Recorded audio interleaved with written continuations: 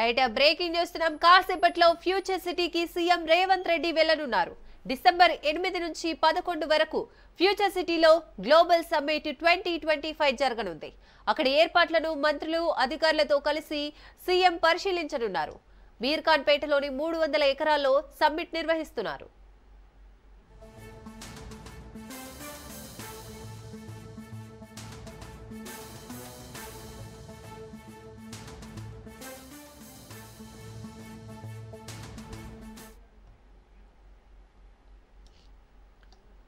కాసేపట్లో ఫ్యూచర్ సిటీకి CM Revanth Reddy వెళ్లనున్నారు. December 8 నుంచి 11 వరకు ఫ్యూచర్ సిటీలో గ్లోబల్ సమ్మిట్ 2025 జరగనుంది. అక్కడి ఏర్పాట్లను మంత్రులు అధికారులతో కలిసి సీఎం పరిశీలించనున్నారు. మీర్ఖాన్పేటలోని 300 ఎకరాల్లో సమ్మిట్ నిర్వహిస్తున్నారు. రైట్ గా ఇదే అంశానికి సంబంధించి మరింత సమాచారం మా ప్రతినిధి సునీల్ అందిస్తారు. సునీల్, తెలంగాణ రాష్ట్ర ప్రభుత్వం ఎంతో ప్రతిష్టాత్మకంగా నిర్మిస్తున్నటువంటి ఫ్యూచర్ సిటీకి మరి కాసేపులోనే ముఖ్యమంత్రి రేవంత్ రెడ్డితో పాటు మంత్రులందరూ కూడా పర్యటించే అవకాశం ఉంది. మనం చూడొచ్చు, ఈ నెల డిసెంబర్ 8, 9 తేదీల నుంచి గ్లోబల్ సమ్మిట్ నిర్వహిస్తుంది తెలంగాణ రాష్ట్ర ప్రభుత్వం. ఎంతో ప్రతిష్టాత్మకంగా ఈ యొక్క సమ్మిట్ ని ఏర్పాటు చేస్తున్న నేపథ్యంలో రంగారెడ్డి జిల్లా మీర్ఖాన్పేటలో దాదాపు 300 ఎకరాల విస్తీర్ణంలో ఈ సమ్మిట్ ని నిర్వహిస్తున్నారు. దానికి సంబంధించినటువంటి ఏర్పాట్లు మొత్తం కూడా ఈరోజు చూడడానికి ముఖ్యమంత్రి రేవంత్ రెడ్డితో పాటు మరి కాసేపట్లో మంత్రుల బృందం కూడా అక్కడికి వెళ్లి ఫ్యూచర్ సిటీలో నిర్వహిస్తున్నటువంటి గ్లోబల్ సమ్మిట్ సంబంధించిన విషయాలపై కూడా పూర్తిగా ముఖ్యమంత్రితో పాటు అధికారులందరూ కూడా ఆరా తీస్తున్నారు. మొత్తం అధికారులందరూ కూడా పరిశీలించి అక్కడ ఎలాంటి కార్యక్రమాలు చేపడుతున్నారు, ఇప్పటివరకు ఇంతవరకు పనులు జరిగాయి అన్న దానిపై కూడా పూర్తిగా తెలుసుకునే ప్రయత్నం చేస్తారు. దేశ విదేశాల నుంచి కూడా ఈ యొక్క గ్లోబల్ సమ్మిట్ 2025 సంబంధించినటువంటి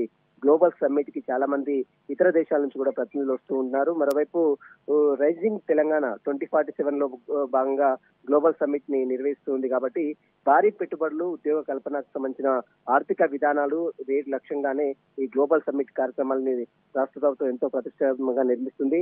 ప్రస్తుతమైతే ఫ్యూచర్ సిటీకి మరి కాసేపులోనే ముఖ్యమంత్రి రేవంత్ రెడ్డితో పాటు మరోవైపు మంత్రులు అదేవిధంగా అధికారుల బృందం అక్కడ చేరుకొని ఏర్పాట్లను పరిశీలిస్తున్న పరిస్థితి కనబడుతుంది. థాంక్యూ సునీల్.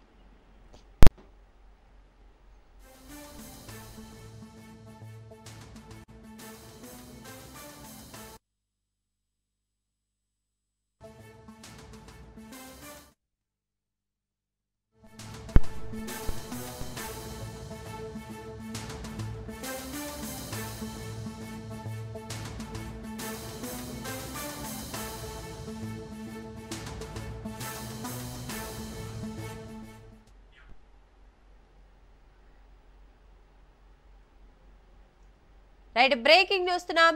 సరదాగా ఆడుకుంటూ ఇద్దరు యువకులు సముద్రంలో గల్లంతైన ఘటన విశాఖ బీచ్ లో చోటు చేసుకుంది. ఉడా పార్క్ లైట్ హౌస్ దగ్గర స్నానం చేయడానికి వచ్చిన 8 మంది స్నేహితుల్లో ఇద్దరు సముద్రపు అలలతో కొట్టుకుపోయి గల్లంతయ్యారు. స్నేహితులందరూ కలిసి బీచ్ లో స్నానం చేస్తుండగా అకస్మాత్తుగా ఎగిసిపడ్డ రాకాసి అలలు వారిని చుట్టుముట్టాయి. సమాచారం అందుకున్న 3వ పట్టణ పోలీసులు ఘటనా స్థలికి చేరుకున్నారు. గల్లంతైన ఇద్దరు యువకుల కోసం గజ ఈతగాళ్లతో గాలింపు చర్యలు చేపట్టారు. వారిలో తేజస్ మృతదేహం లభ్యం కాగా ఆదిత్య ఆచూకీ గాలింపు చర్యలు చేపట్టారు. తేజస్ మృతదేహాన్ని చూసి తల్లిదండ్రులు కన్నీరు మున్నీరుగా విలపిస్తున్నారు.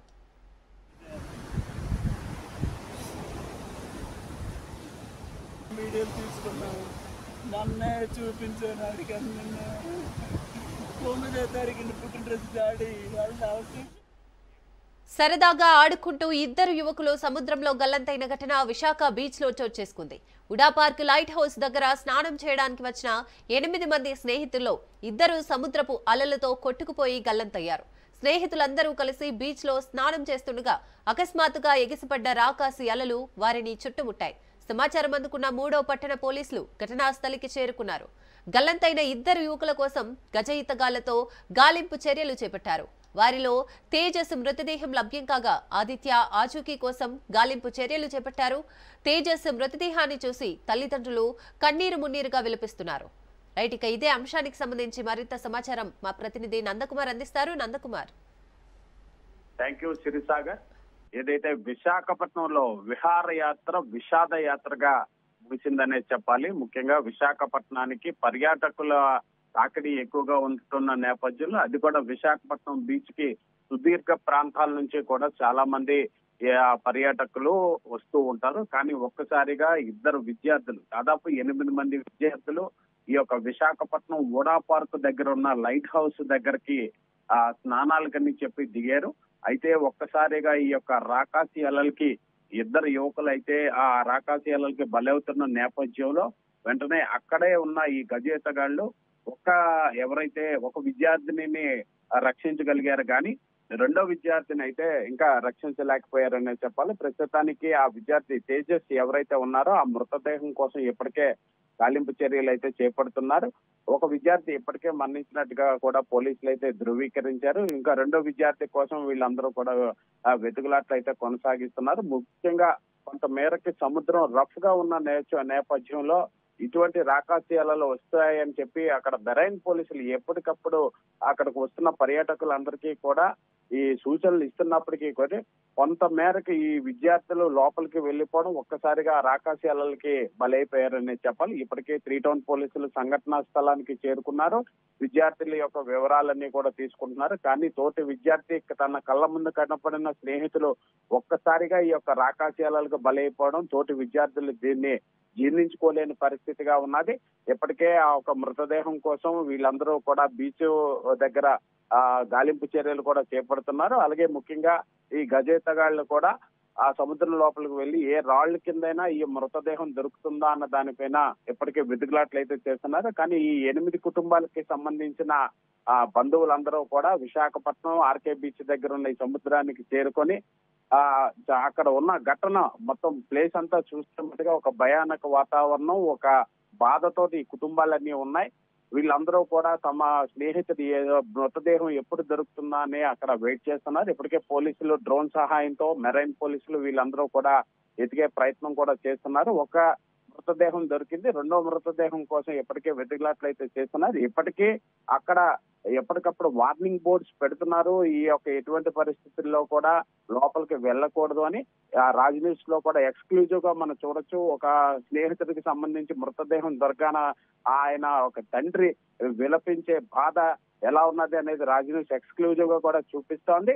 ఏదైనప్పటికీ కూడా కొంత మేరకు సముద్ర ప్రాంతాలకు వెళ్ళేటప్పుడు అక్కడ ఉన్న మెరైన్ పోలీసులు కానీ అలాగే గజేతగాళ్ళకి సంబంధించిన ఇన్స్ట్రక్షన్స్ పాటించాలని, అలాగే తండ్రి ఎవరైతే ఆదిత్యకి సంబంధించిన తండ్రి ఆ కొడుకు యొక్క షూస్ అన్ని కూడా గుండెల మీదకి బాదుకుంటూ అందొచ్చిన కొడుకు ఒక్కసారి అనంత లోకాలకు వెళ్ళిపోయాడన్న బాధ ఆ చుట్టుపక్కల ప్రాంతాల్లో అలాగే ఈ విద్యార్థుల్లో తీవ్ర కలకలం రేపింది. శిరీష,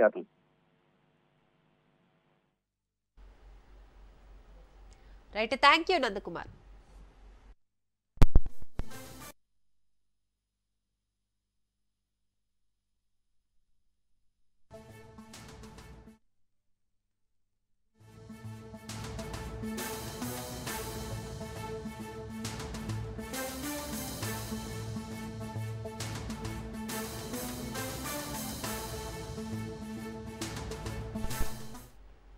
బాపట్ల జిల్లా అద్దంకి బ్రాంచ్ కెనాల్లోకి కారు దూసుకెళ్లింది.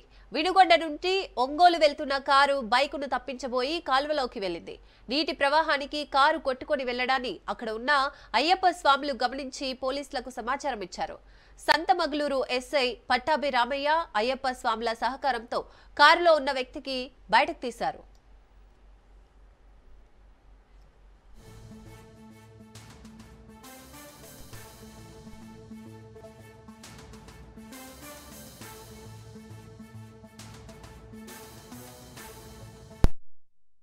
స్నానాలు చేస్తుంటే బైక్ అడ్డం వచ్చింది స్వామి. బైక్ అడ్డం వచ్చేలోపు వాళ్ళని తప్పిపోయి ఈ స్వామి కారు ఇటు పక్కకి నెట్టుకున్నాడు. అది కంట్రోల్ కానీ కాజాన కాలంలో దూకింది, ఎగిరింది. ఏడుకు వచ్చేలోకి 2 అడుగులు ఎత్తిలేసి లేచి ఆడ దూకింది. ఆడ నుంచి మూలకుండా ఏడుకు వచ్చింది. ఆ స్వామికి వేత రాదు. అయ్యప్ప స్వామి నుండి కాళ్ళలో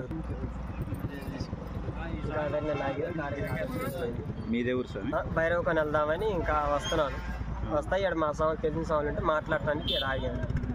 వాళ్ళతో మాట్లాడుతూ ఉన్నాను. 1 గంట నుంచి వాళ్ళతో మాట్లాడుతుంటే ఇంకా మధ్యలో స్నానం చేస్తున్నాం. ఇంకా చేసే టైంలో జరిగింది. రైట్, ఇదే అంశానికి సంబంధించి మరింత సమాచారం మా ప్రతినిధి మీరావళి అందిస్తారు. మీరావళి, ఏదైతే బాపట్ల జిల్లా ఏదో సంతమాగులూరు మండలం మక్కినవారిపల్లె గ్రామం వద్ద ఈ రోజు ఏదైతే ఉన్నటువంటి కారు అద్దంకి బ్రాంచ్ కెనాల్లోకి దూసుకుపోవడం జరిగింది. ఏదైతే వినుకొండ నుండి ఒంగోలు ప్రయాణం అవుతున్నటువంటి స్విఫ్ట్ డిజైర్ పవన్ కళ్యాణ్ అనేటువంటి డ్రైవరు తన కారులో ప్రయాణిస్తున్నటువంటి సందర్భంలో సంతవాగులూరు మండలం మక్కినవారిపల్లి గ్రామం వద్ద ఉన్నటువంటి ఎక్స్ రోడ్డు వద్ద ఒక బైక్ ఎదురుగా వస్తుంటే ఆ బైక్ ని తప్పించబోయేసి ప్రమాదవశాత్తు కారు బ్రాంచ్ కెనాల్లోకి తీసుకెళ్లడం జరిగింది. అయితే అక్కడ సమీపంలోనే ఉన్నటువంటి ఎవరైతే ఆ గ్రామ ప్రజలందరూ కూడా వెంటనే అతను హెల్ప్ అని అడుగుతున్నటువంటి సందర్భం చూసిన వెంటనే వీరందరూ కలిసి ఆ కారులో ఉన్నటువంటి వ్యక్తిని వెంటనే సురక్షితం చేయడం జరిగింది. దానితో పాటు ఆ కారు అప్పటికే కాలువలో మునిగిపోవడం వల్ల వేరే వెహికల్ తో దాన్ని బయటికి తీయడం కూడా జరిగిపోయింది. అయితే ఈ సంఘటన తెలుసుకున్న వెంటనే సంతమాగులూరు ఎస్ఐ అయినటువంటి పట్టాభిరామ్ సంఘటన స్థలానికి చేరుకున్న తర్వాత ఆ కార్ని ఎలా బయటకు తీయాలి ఏంటి అనే దాని మీద కూడా చర్యలు చేపట్టడంతో పాటు ఆ కార్ని కూడా బయటకు తీసినటువంటి పరిస్థితి అయితే అక్కడ నెలకొందని చెప్పుకోవచ్చు. ఏదైతే స్థానికులు చేసినటువంటి సాహోపేతమైనటువంటి దాని వల్ల ఈ రోజు ఒక నిండు ప్రాణాన్ని కాపాడినటువంటి పరిస్థితి అయితే అక్కడ కనబడింది. ఏదైతే హైవే రోడ్లో అతివేగంగా వెళ్తున్నటువంటి సందర్భంలో కార్లకి బైకులు అడ్డు రావడం వల్ల ఇటువంటి సంఘటనలు పునరావృతం కూడా అవుతూ ఉన్నాయి. గతంలో కూడా ఇలాంటి సంఘటనలు చాలా చోటు చేసుకున్నప్పటికీ కూడా అధికారులు కూడా దాని మీద కొంత నిర్లక్ష్యం కూడా వహిస్తున్నారు. ఎందుకంటే క్రాస్ రోడ్స్ ఉంటే ఆ క్రాస్ రోడ్స్ లో వెళ్లాల్సినటువంటి సందర్భంలో కూడా హైవే మీదకి ఒక్కసారిగా బైకులు అడ్డుగా వచ్చినటువంటి సందర్భంలో వారిని తప్పించేటువంటి క్రమంలో ఏదైతే మేజర్ వెహికల్ అయినటువంటి కార్లు కానీ లారీలు కానీ ఒక్కసారిగా ప్రమాదశాస్తు కింద పడిపోవడము లేకపోతే కాలువల్లో పడిపోవడం అనేది ప్రతిసారి ఇది పునరావృతం అవుతున్నటువంటి పరిస్థితి అయితే మనం చూస్తానే ఉన్నాం. అయితే అధికారులు ఏదైతే R&B అధికారులు ఎక్కడైతే క్రాస్ రోడ్స్ ఉంటాయి, ఎలా అయితే టర్న్ ఉంటాయి, ఆ టర్నుల దగ్గర ఎటువంటిదైనా ఒక చిహ్నం బోర్డు లాంటిది నిర్మించినట్లయితే అక్కడ కొంత కార్లు కూడా కొంచెం స్లోగా వెళ్ళేటువంటి పరిస్థితులు కూడా ఉంటాయి. కానీ అధికారుల నిర్లక్ష్యం ఈ రోజు ఇటువంటి చిన్న సంఘటనలతో పెద్ద సంఘటనలుగా చోటు చేసుకునే పరిస్థితి అయితే కనపడుతుందని చెప్తుంది. అదేవిధంగా ఏదైతే ఈ రోజు స్థానికులు అక్కడ లేని పక్షంలో అయితే ఖచ్చితంగా ఒక ప్రాణం అయితే పోయేటువంటి పరిస్థితి అయితే అక్కడ ఉందని తెలుస్తా ఉంది. మొత్తం మీద చూసుకున్నట్లయితే స్థానికుల సహాయంతో ఈ రోజు ఒక ప్రాణం నిలబడిందని అయితే చెప్పుకోవచ్చు. ఏదైతే కారు కాలువలో పడిపోయినటువంటి సందర్భంలో అక్కడే ఉన్నటువంటి స్థానికులందరూ అతను కాపాడిన తర్వాత బయటికి తీసి వెంటనే ఉన్నటువంటి పవన్ కళ్యాణ్ అనే వ్యక్తిని వెంటనే హాస్పిటల్ తరలించడం జరిగింది. మొత్తం మీద సంఘటన మొత్తాన్ని చూసినటువంటి ఎస్ఐ వెంటనే కేసు నమోదు చేసుకొని అసలు ఏ విధంగా జరిగింది, ఆ బైక్ వ్యక్తి ఎవరు ఏంటనే దాని మీద కూడా దర్యాప్తు కొనసాగిస్తున్నారు. Right, thank you Meeravali.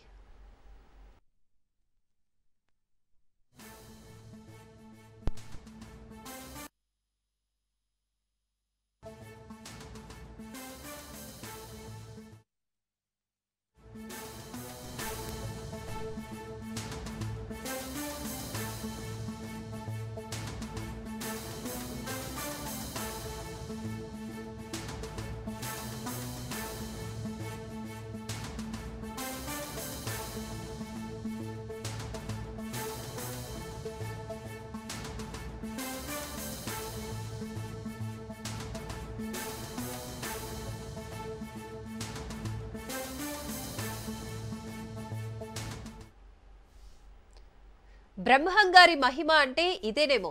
దాదాపు 400 ఏళ్ల నాటి చింత చెట్టు. ఇప్పటి వరకు ఆ చెట్టుకు చింతకాయలు కాయలేదట. ప్రస్తుతం ఏడాదికి 2 సార్లు చింతకాయలు కాస్తున్నాయట. కడప జిల్లా మైలవరం మండలం పెద్దకొమ్మెర్ల గ్రామంలో కనీవిని ఎరుగని వింత ఘటన చోటు చేసుకుంది.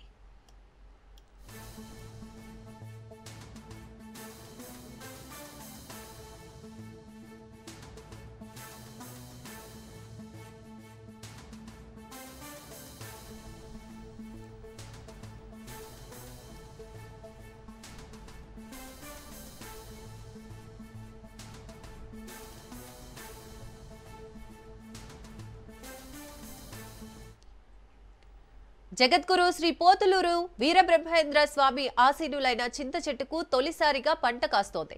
దాదాపు చింత చెట్టుకు 400 ఏళ్ల వయసు ఉంటుంది. ఈ చెట్టు కింద కూర్చొని గ్రామస్తులకు జ్ఞానబోధ చేశారు బ్రహ్మంగారు. ఏనాడు కాయలు కాయని చెట్టు ప్రస్తుతం ఫుల్లుగా కాస్తుండటంతో అక్కడి గ్రామస్తులు భక్తులు ఆశ్చర్యానికి గురవుతున్నారు.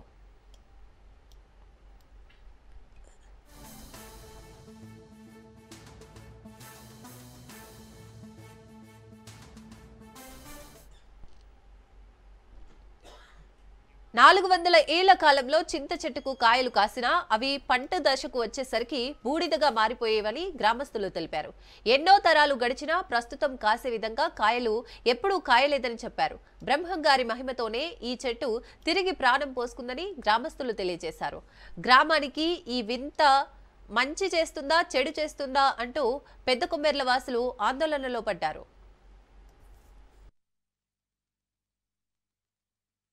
బ్రహ్మంగారు కూర్చునే చెట్టు ఇది చింత చెట్టు. సంవత్సరానికి అది అప్పుడు కాయలేదు, ఈ మధ్య కాచింది. సంవత్సరానికి 2 కాపులు.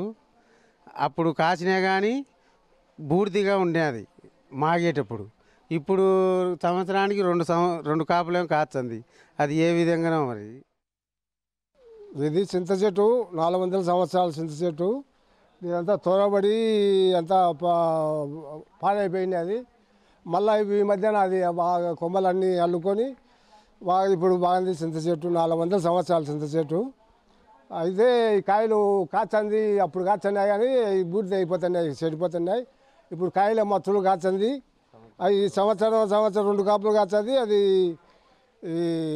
మాగుతుంది, బాగా మాగుతుంది. విచిత్రం వల్ల బాగా ఇప్పుడు పండు కూడా బాగా మాగుతుంది. అది ఎందుకు వాళ్ళ విచిత్రంగా బ్రహ్మగారి చరిత్ర విచిత్రము, అది మనకేం తెలియదు. అది చింత చెట్టు అంత తొడబడింది. అది ఇప్పుడు బాగా వాళ్ళు మంచి చెట్టు అయింది. ఇప్పుడు మళ్ళీ అది ఏమి విచిత్రమో. రైట్. పెద్ద కొమ్మెర్ల గ్రామంలో కనీ విని ఎరగని వింత ఘటన అయితే చోటు చేసుకుంటుంది. చింత చెట్టుకు ఎప్పుడు 400 ఏళ్లుగా చూసుకుంటే ఇప్పటి వరకు పంట కాయలేదు, బట్ ఇప్పుడు పంట కాస్తుందని చెప్తున్నారు. రైట్. ఇదే అంశానికి సంబంధించి మరింత సమాచారం హుస్సేన్ అందిస్తారు. హుస్సేన్. సాగర్, జగద్గురు శ్రీ పోతులూరు వీరబ్రహ్మేంద్ర స్వాముల వారి అద్భుత మహిమలు మరోసారి నిజమయ్యాయేమో అని భావించక తప్పడం లేదు. తన కాలజ్ఞానం ద్వారా ప్రపంచంలో ఎన్నో వింతలు విశేషాలను ముందుగానే చెప్పేసినటువంటి భవిష్యత్ మూర్తి బ్రహ్మం గారు. ఎక్కడ ఏం జరిగినా దాన్ని కాలజ్ఞానానికి అన్వయించుకోవడం అతి సాధారణమైనటువంటి విషయంగా ఈ రోజుల్లో మనం చెప్పుకోవచ్చు. స్వయంగా బ్రహ్మం గారే ఆసీనులైనటువంటి ఓ ప్రాంతం ఇప్పుడు ఎక్కడ ఎప్పుడూ లేని వింత అనుభూతికి లోను చేస్తుందని చెప్పుకోవచ్చు. బ్రహ్మం గారు పెళ్లి చేసుకున్నటువంటి అత్తగారి ఊరు అయిన కడప జిల్లా జమ్మలమడుగు నియోజకవర్గ పరిధిలోని మైలవరం మండలం పెద్ద కొమ్మెర్ల గ్రామంలో ఈ వింత చోటు చేసుకుంది. బ్రహ్మంగారి సతీమణి గోవిందమాంబ స్వగ్రామం పెద్ద కొమ్మెర్ల. కర్నూలు జిల్లా బనగారపల్లె ప్రాంతంలో గరిమిరెడ్డి అచ్చమ్మ ఇంట ఆవుల కాపరిగా ఉంటూ యాగంటి కొండల్లో కాలజ్ఞానం రచించారు బ్రహ్మం గారు.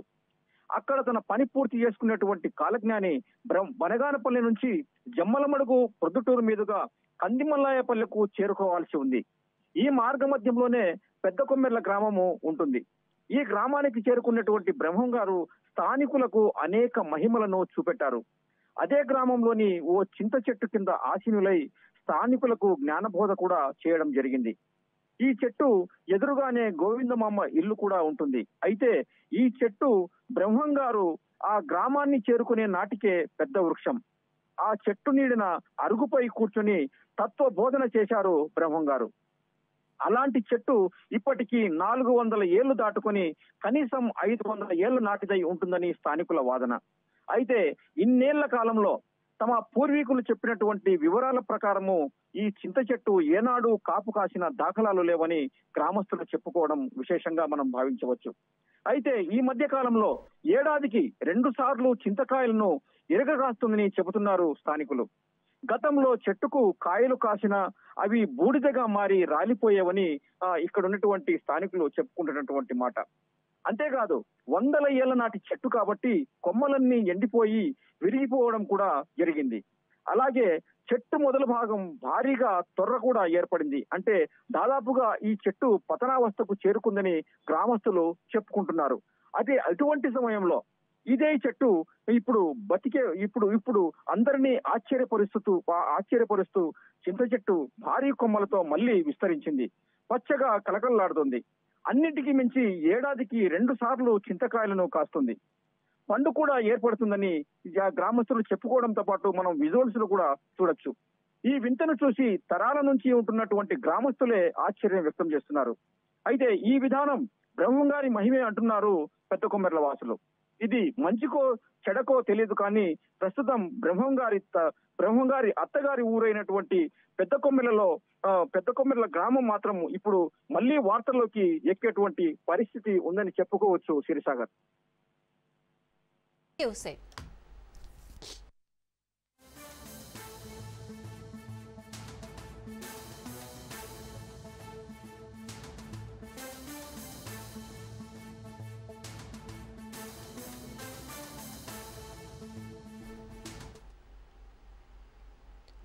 ఈ నెల 27, 28 తేదీల్లో తెలంగాణ జాగృతి అధ్యక్షురాలు కవిత జనంబాట కార్యక్రమాలు కామారెడ్డి జిల్లాలో నిర్వహిస్తున్నామని ఆ పార్టీ జిల్లా అధ్యక్షులు సంపత్ గౌడ్ తెలిపారు.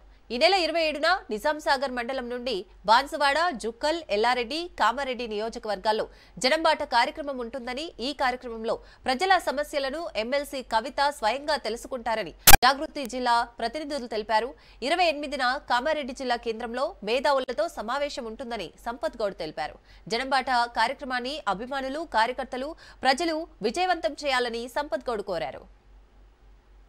5వ తారీఖు నాడు జాగృతి జనంబాట అనే కార్యక్రమాన్ని తీసుకోవడం జరిగింది. కవితక్క గారు వారు 33 జిల్లాలు, ఈ రాష్ట్రంలో 33 జిల్లాల రాష్ట్ర పర్యటనను జనంబాట అనే కార్యక్రమంతో ఈ రాష్ట్రం మొత్తం తిరగాలనే ఒక ఉద్దేశంతో ఈ జనంబాట కార్యక్రమాన్ని తీసుకుంది. దాంట్లో భాగంగానే మరి ప్రతి జిల్లాకు వెళ్ళి ఆ జిల్లాలో ఉన్న సమస్యలను తీసుకొని ఆ సమస్యల మీద పోరాటాలు చేయడమే తన ధ్యేయంగా ఒక ఆర్గనైజేషన్ అనేది ప్రజా సమస్యల మీదే పనిచేసే ముఖ్య ఉద్దేశంతో పనిచేస్తున్నటువంటి ఏకైక సంస్థ తెలంగాణ జాగృతి.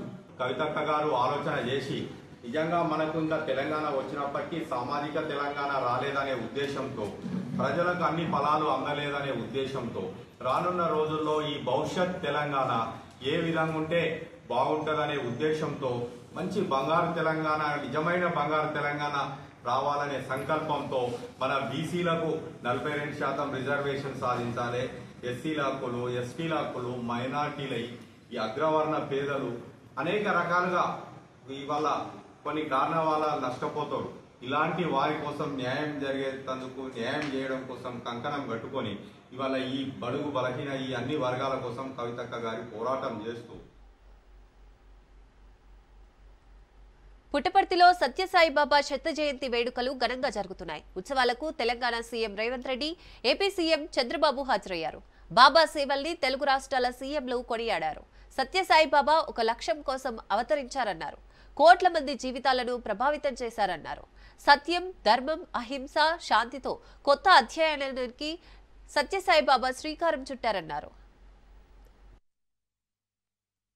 ఈ పవిత్ర నేల మీద నడయాడిన మానవ రూపంలోని దేవుడు సాయిబాబా గారి శత జయంతి ఉత్సవాలలో ముఖ్య అతిథులుగా పాల్గొన్న భారత ఉపరాష్ట్రపతి శ్రీ సిపి రాధాకృష్ణన్ గారు, త్రిపుర గవర్నర్ శ్రీ ఇంద్రసేనారెడ్డి గారు, గౌరవనీయులు పెద్దలు, మనందరి అభిమాన నాయకుడు ఆంధ్రప్రదేశ్ ముఖ్యమంత్రి వర్యులు నారా చంద్రబాబు నాయుడు గారు, ఆంధ్రప్రదేశ్ మంత్రివర్యులు యువమిత్రులు నారా లోకేష్ గారు, వేదిక మీద ఉన్న పెద్దలు, ఈ పవిత్ర స్థలాన్ని సాయిబాబా గారి శత జయంతి ఉత్సవాలలో పాల్గొనడానికి విచ్చేసిన వేలాది మంది భక్తులందరికీ కూడా బాబా గారి శత జయంతి శుభాకాంక్షలు తెలియజేస్తున్నాను. వ్యక్తిగతంగా తెలంగాణ రాష్ట్ర ముఖ్యమంత్రిగా ఈ కార్యక్రమంలో పాల్గొనడం ఒక గొప్ప గౌరవం, అరుదైన అవకాశం.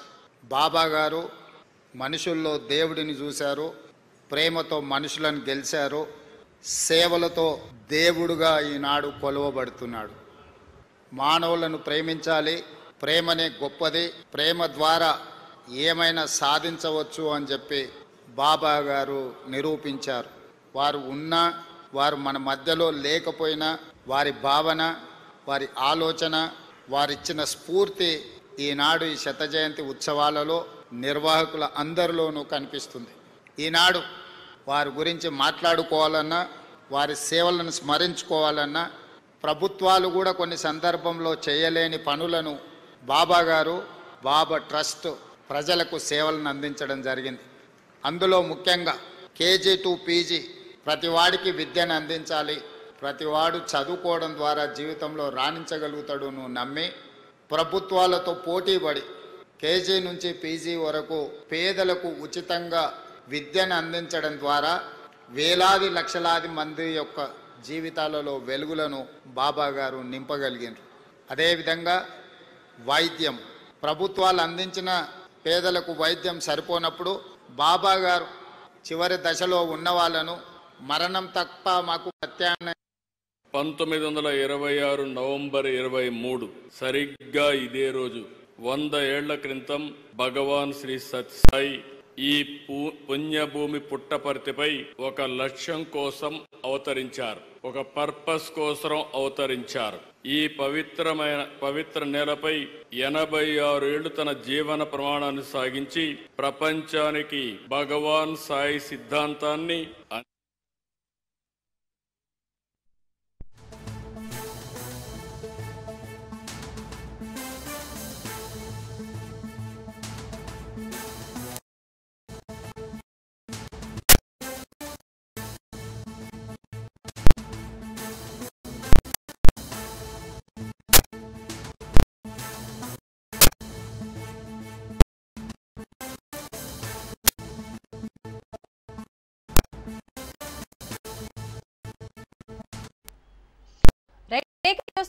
తెలంగాణలో పలు మంత్రుల వాట్సాప్ గ్రూపులు హ్యాక్ అయ్యాయి.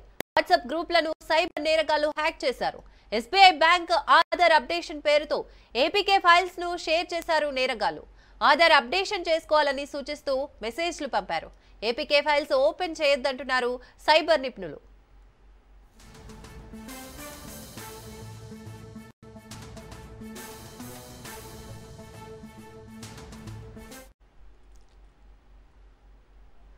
తెలంగాణలో పలువురు మంత్రుల వాట్సాప్ గ్రూపులు హ్యాక్ అయ్యాయి. వాట్సాప్ గ్రూపులను సైబర్ నేరగాళ్లు హ్యాక్ చేశారు.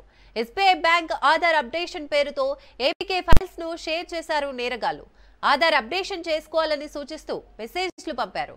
ఏపీకే ఫైల్స్ ఓపెన్ చేయొద్దంటున్నారు సైబర్ నిపుణులు.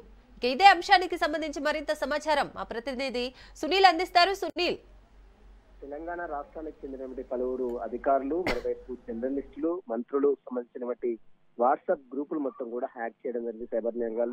సైబర్ నేరగాళ్లు కొత్త పద్ధతి ద్వారా డబ్బులను లూటీ చేసేందుకు ఎస్బీఐ పేరుతో ఏపీకే ఫైల్స్ ని ఈరోజు ఉదయం నుంచి కూడా అందరికీ పంపించి మెసేజ్లు చేయడం జరుగుతుంది. ఆ ఫైల్స్ ఏపీకే ఫైల్స్ ఒక్కసారిగా ఓపెన్ చేసిన తర్వాత ఒక్కసారిగా వారి మొబైల్లో ఉన్నటువంటి వాట్సాప్ డేటా మొత్తం కూడా సైబర్ నేరగాళ్ల చేతిలోకి వెళ్ళిపోతుంది. అప్పుడు వాళ్ళు ఎస్బీఐ లింక్ ఓపెన్ చేసి ఆ డబ్బులు మొత్తం కూడా తన అకౌంట్ లో ఖాతాలో ఉన్న డబ్బులు మొత్తం కూడా పూర్తిగా తీసుకుంటున్న పరిస్థితి కనబడుతుంది. మొత్తం ఉదయం నుంచి కూడా దాదాపు మంత్రులు, అధికారులు, మరోవైపు జర్నలిస్టుల ఫోన్లు సైతము ఈ రోజు హ్యాక్ గురిగా ఉంటుంది. ఎస్బీఐ పేరుతో వస్తున్నటువంటి ఏ ఒక్క లింక్ ను కూడా ఎవరు షేర్ చేయొద్దు. ఏపీకే ఫైల్స్ ని అంటే ఆధార్ అప్డేట్ పేరుతో రాత్రి వరకు మొత్తం మీరు ఆధార్ అప్డేట్ చేసుకోకపోతే మీ ఆధార్ లింక్ మీ యొక్క బ్యాంక్ మొత్తం కూడా బ్లాక్ అవుతుందంటూ కూడా మెసేజ్ అందరికి వాట్సాప్ హ్యాక్ అయినటువంటి నెంబర్ నుంచి అందరికి మెసేజ్ ని కూడా పంపిస్తున్నారు. వారు ఇది ఉన్నటువంటి గ్రూప్స్ మొత్తం కూడా ఆ మెసేజ్ వెళ్తూ ఉంటుంది. ఆ ఎస్బీఐ సింబల్ తో, ఎస్బీఐ ఎన్రోల్మెంట్ తో అంటే ఆ చిహ్నంతో మొత్తం కూడా ఆ వాట్సాప్ గ్రూప్లకి వారు ఉన్నటువంటి అన్ని గ్రూప్లకు అది షేర్ కావడం జరుగుతుంది. దీంతో ఆ లింక్ ను ఒక్కసారిగా ఓపెన్ చేస్తున్నటువంటి వారందరూ కూడా ఖచ్చితంగా వారు ఉన్నటువంటి అకౌంట్ లో ఉన్నటువంటి డబ్బులు మొత్తం కూడా సైబర్ నేరగాళ్లు కాజేస్తున్నటువంటి పరిస్థితి మొత్తం తెలంగాణ రాష్ట్ర వ్యాప్తంగా ఇలాంటి లింక్స్ ఉదయం నుంచి కూడా వస్తుంది. ఎవరు కూడా ఆ లింక్స్ ను ఓపెన్ చేయొద్దంటూ కూడా పోలీసులు హెచ్చరికలు కూడా జారీ చేస్తున్నారు. Right, thank you Sunil.